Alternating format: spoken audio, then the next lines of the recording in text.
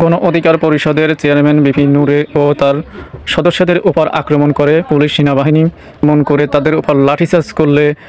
এই মুহূর্তে আহত হয় কয়েকজন ও বিপি নূর সহ বিপি নূরকে বর্তমানে ভর্তি করা রয়েছে